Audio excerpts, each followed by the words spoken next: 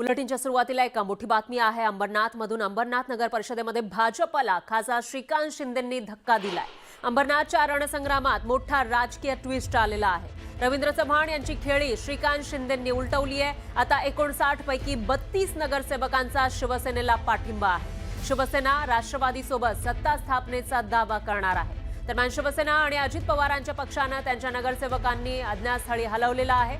तर एका बसमधून नगरसेवकांना अज्ञातस्थळी घेऊन जाण्यात आलं आहे। शिवसेना आणि जी शिवसेना आहे शिंदेंची, त्याचबरोबर अजित पवारांचे राष्ट्रवादीचे हे नगरसेवक यांना अज्ञातस्थळी नेण्यात आले। न्यूज 18 लोकमतकडे या बसमधला सुपर एक्सक्लुसिव्ह व्हिडिओ आहे। तर ठाण्याच्या टेंभी नाका इथं शिवसैनिकांनी लाडू वाटून जल्लोष साजरा केलाय।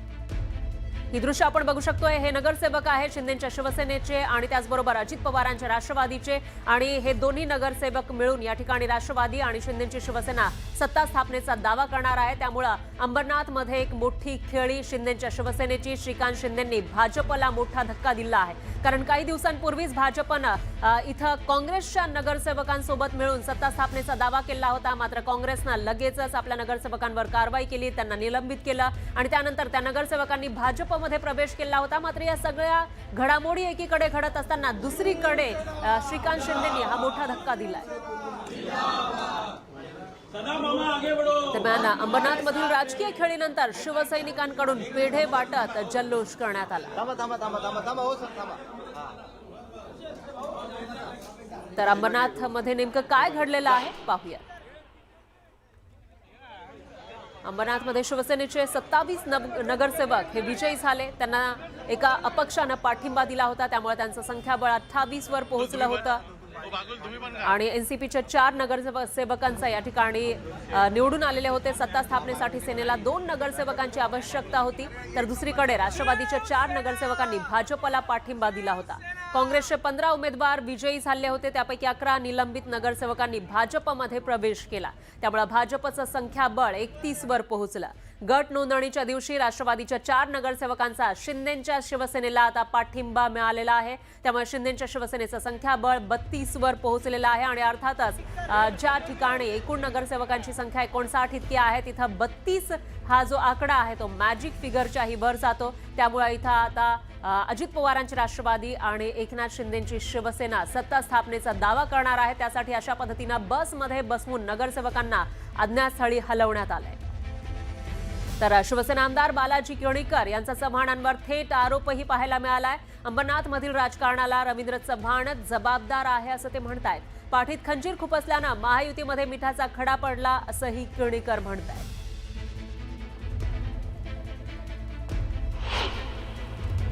आपल्यासोबत इथे बघा गोपाल लांडगे जे आहेत ते लाडू वर्त सदा मामा हे राष्ट्रवादी काँग्रेसचे अंबरनाथमधील प्रमुख आहेत आणि या सगळ्या पार्श्वभूमीवरती अंबरनाथमध्ये ज्या पद्धतीनं भाजप आणि शिवसेना या दोघांमध्ये टोकाचं राजकारण होतं, त्या टोकाच्या राजकारणाचा अध्याय जो आहे हा कालपर्यंत सुरू होता, जेव्हा भाजपने काँग्रेसला सोबत घेतलं।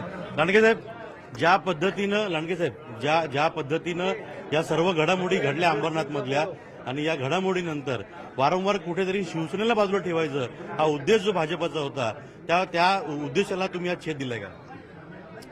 निश्चितपणे युती धर्म पाळावा असा शिंदे साहेबांचा नेहमी आदेश असतो। त्याप्रमाणे युतीच्या बाबतीमध्ये बोलणी सुरू होती, परंतु अचानक अनैसर्गिक युती काँग्रेसला बरोबर घेऊन केल्यामुळे हा सगळा प्रकार घडलेला आहे। त्यामध्ये उद्देश स्पष्ट आहे की शिवसेनेला बाजूला ठेवायचा। युतीमध्ये आम्ही सुद्धा अजितदादा आहेत, शिवसेनेच्या युतीमध्ये सुद्धा आम्ही आहोत, भारतीय जनता पार्टीच्या युतीमध्ये सुद्धा आम्ही आहोत, पण एक काँग्रेसचा वेगळा गट कारवाई होऊन सुद्धा त्यांना पक्षात घेणं आणि मग त्या आपल्या युतीमध्ये आणणं हे थोडंसं आम्हाला खटकलं।